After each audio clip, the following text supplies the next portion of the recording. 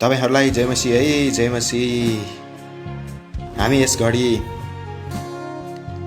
लेक side फेवातालको छेउमा हाम्रो प्यारी बहिनी सुचित्रा श्रेष्ठ जो अशक्त हुनुहुन्छ र हाम्रो प्यारो भाइ सन्तोष परिवारको साथमा हामी तालको छेउमा घुमघाम गर्ने क्रममा छौं। सबैको साथ दिने मानिसहरू हुन्छन्, सबैलाई सहायता गर्ने मानिसहरू हुन्छन्, तर दुखीको त को हुन्छ र?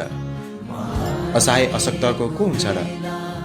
सायद त्यो अँध्यारो कोठामा एक्लै बस्नेहरूको मनको आवाज यही हुन्छ होला। तर कसैले साथ नदिए पनि, कोही साथ नभए पनि आज हाम्रो साथ चाहिँ हाम्रो मुक्तिदाता प्रभु येशू ख्रीष्ट हुनुहुन्छ, जसले हरदम हामीलाई सहायता गर्नुहुन्छ। त्यो सहायता त छँदैछ, तर हामीलाई मानवीय सहायता पनि चाहिन्छ। त्यही भएर परमेश्वरले स्थानीय मण्डली, स्थानीय परिवार, एउटा समुदाय दिनुभएको छ र जिम्मेवारी पनि दिनुभएको छ। अनि याकुबको पुस्तक 1 अध्यायको 27 पदले भनेको जस्तै परमेश्वर र पिताको अगाडि शुद्ध र पवित्र धर्म यही हो, अनाथ र विधवाहरूलाई तिनीहरूको कष्टमा हेरचाह गर्नु र आफूलाई संसारबाट निष्कलङ्क राख्नु, असहायहरूलाई, अशक्तहरूलाई, अपाङ्गहरूलाई, समस्यामा परेकाहरूलाई सहयोग गर्नु नै धर्म हो।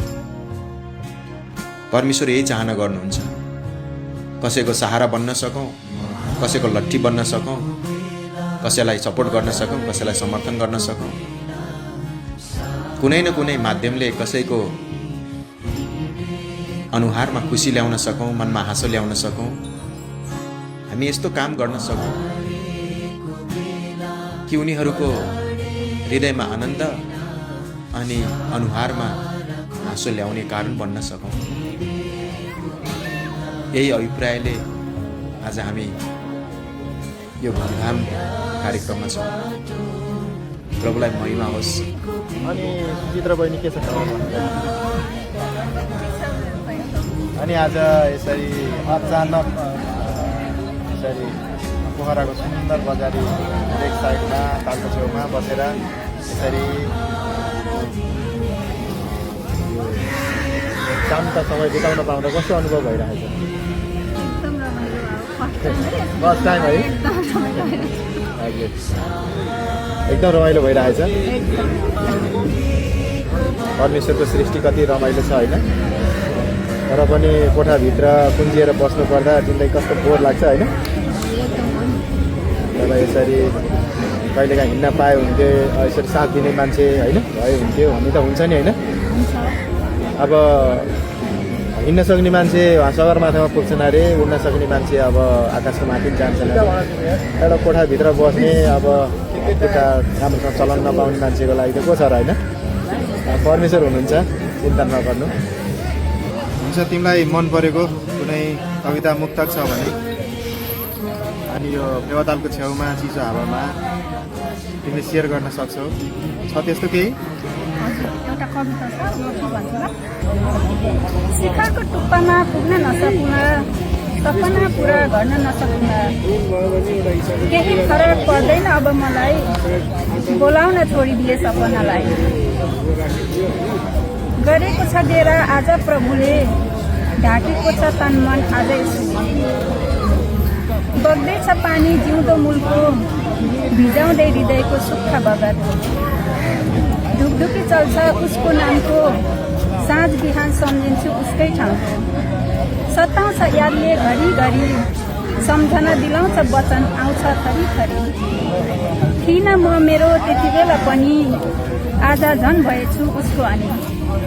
स्वर्गमा नाम पक्का गराई, लाग्छ उसैको हुन मन पराई, लाग्छ उसैको हुन मन पराई। अनि धन्यवाद। मान्छे अशक्त भए पनि विचार भावना चाहिँ उच्च छ।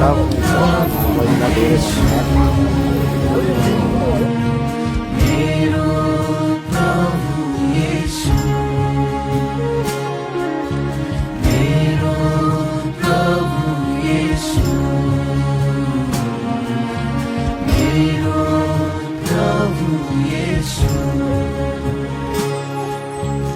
उहाँको काखमा लुटु र पुटु गरेर बिसाउँछु जीवनको पानी पिएर यसै तृष्णा मेटाउँछु